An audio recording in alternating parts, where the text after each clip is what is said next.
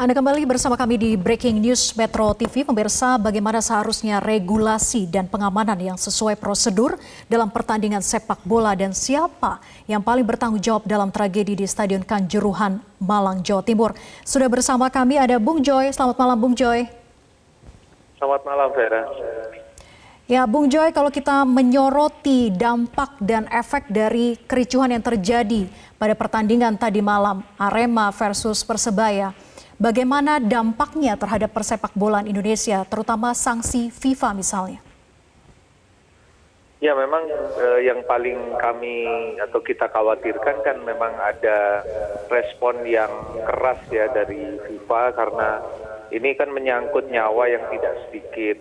Jadi memang ada keraguan, pasti ada keraguan dari FIFA.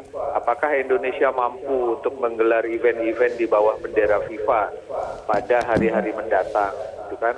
Kalau terjadi kericuhan pada event yang berbendera FIFA, itu kan yang mendapat malu luar biasa dan mendapatkan coreng wajah luar biasa kan FIFA. Jadi memang ini yang harus kita khawatirkan ke depan itu adalah respon FIFA yang keras karena rasanya memang FIFA tidak mungkin tinggal diam kalau dengan tragedi seperti ini. Kita ingat Heysel tahun 85 kan, Inggris dikucilkan dari lingkup Eropa sampai 5 tahun.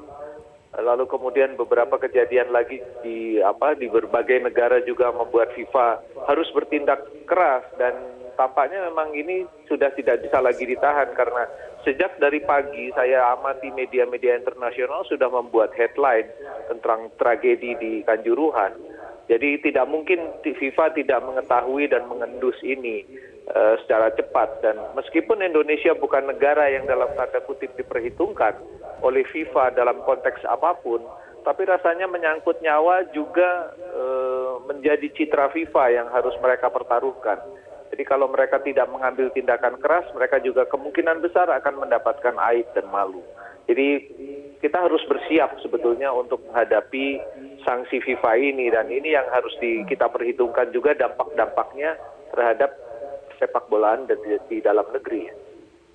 Ya, tadi Anda katakan kita harus siap-siap, FIFA tidak akan tinggal diam. Bisa masuk di sana. Nah, lalu bergulirlah, yang saya khawatirkan bergulirlah penyelidikan FIFA. Nanti Indonesia ini nggak mampu nih jadi tuan rumah, ya kan? Indonesia telah melanggar rule-nya FIFA mengenai peraturan pertandingan dan pengamanan pertandingan.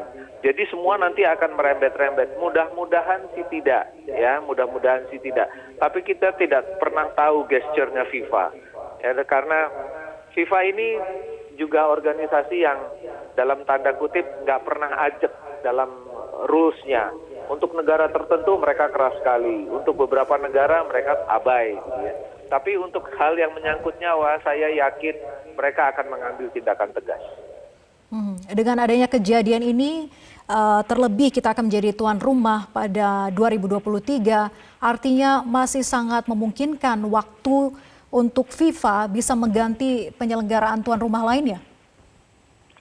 Ya, meskipun Piala Dunia U20 itu tidak terlalu populer ya, karena banyak negara juga nggak mau sebetulnya menggelar U20 itu, karena secara bisnis juga tidak terlalu menguntungkan, gengsinya juga tidak terlalu tinggi, banyak negara yang menolak, tapi negara yang mau masih ada juga. Gitu. Jadi seandainya FIFA menjatuhkan sanksi kepada Indonesia tidak boleh menggelar U20, itu kemungkinan masih ada lah yang mau nampung gitu. Jadi rasanya sih kemungkinan ke sana ada. Kita tidak boleh taken for granted, FIFA nggak akan tahu, FIFA akan abai. Kemungkinan itu selalu ada. Kita tidak pernah bisa membaca gesturnya FIFA. Baik, kemungkinannya ada, terlebih tadi Anda katakan bahwa rules FIFA tidak boleh membawa gas air mata. Artinya secara standar personil pengamanan ini sangat dipertanyakan dan diragukan oleh FIFA, begitu ya? Ya, kita sudah melanggarnya dan itu jelas-jelas sudah menimbulkan korban. Dan korbannya tidak sedikit. 130 orang itu tragedi. Baik, Bung Joy, terakhir terkait dengan supporter kita, bagaimana untuk mengedukasi secara mental agar ke depan tidak terjadi lagi hal serupa? Ya, tadi saya mendengar Menpora mengatakan harus mengedukasi. Saya tidak yakin dia paham apa itu mengedukasi supporter. Karena yang dia lakukan selama ini hanya di level wacana saja, ya kan?